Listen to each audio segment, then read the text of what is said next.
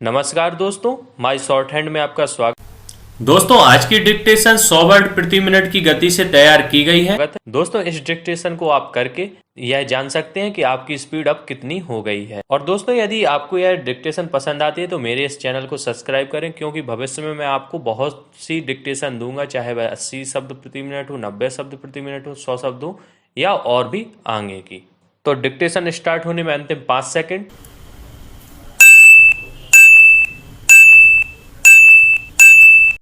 अध्यक्ष महोदय, शिक्षा के माध्यम के संबंध में इस सदन में कई सदस्यों ने अपने विचार रखे हैं।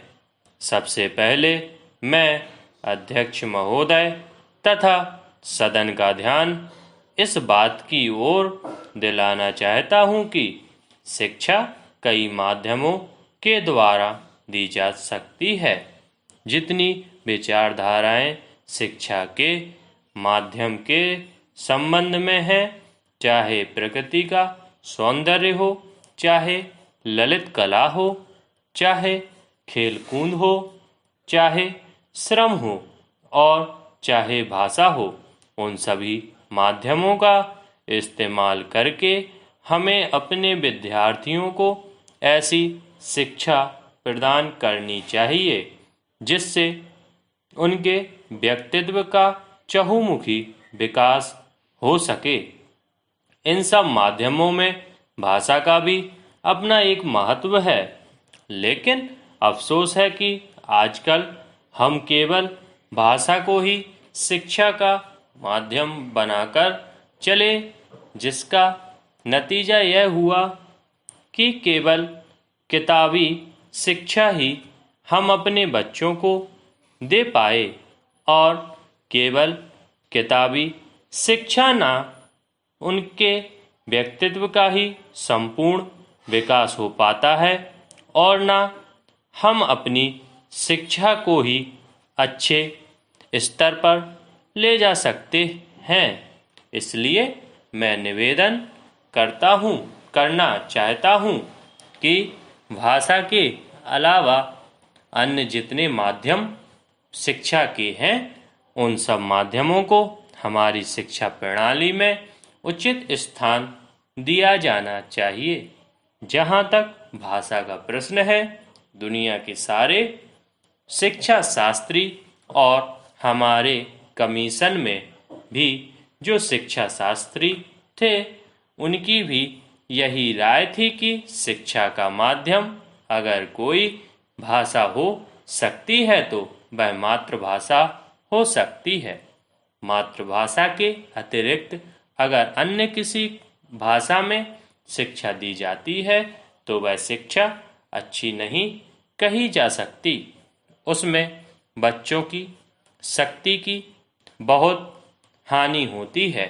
जो शिक्षा हम मातृभाषा के माध्यम से 5 साल में दे सकते हैं, वह दूसरी भाषा के माध्यम से हम 15 साल में भी नहीं दे सकते।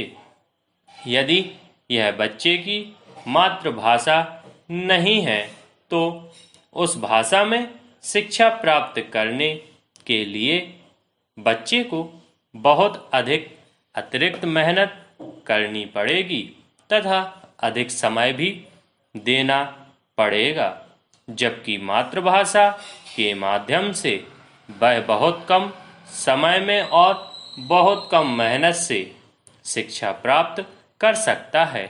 इसलिए आज जो लोग कहते हैं कि शिक्षा का माध्यम अंग्रेजी रखा जाए, वह देश की शिक्षा के बहुत बड़े दुश्मन हैं, क्योंकि मातृभाषा को छोड़कर अगर अंग्रेजी में शिक्षा दी जाती है तो शिक्षा का कभी भी विकास नहीं हो सकता।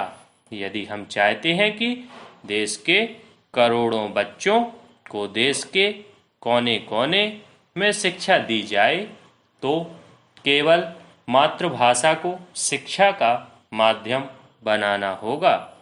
हमारे कुछ दक्षिण के भाई हिंदी से नाराज हैं, लेकिन अंग्रेजी से उनका मोह हमारी समझ में नहीं आता। अंग्रेजी से मोह केवल कुछ लोगों को ही है। सारे दक्षिण भारत के लोगों को अंग्रेजी से मोह नहीं है। अंग्रेजी से मोह केवल उन्हीं लोगों को है जिन्होंने बहुत पहले अंग्रेजी की शिक्षा प्राप्त की थी और जो आज हमारी सरकारी सेवाओं में ऊंचे पदों पर हैं।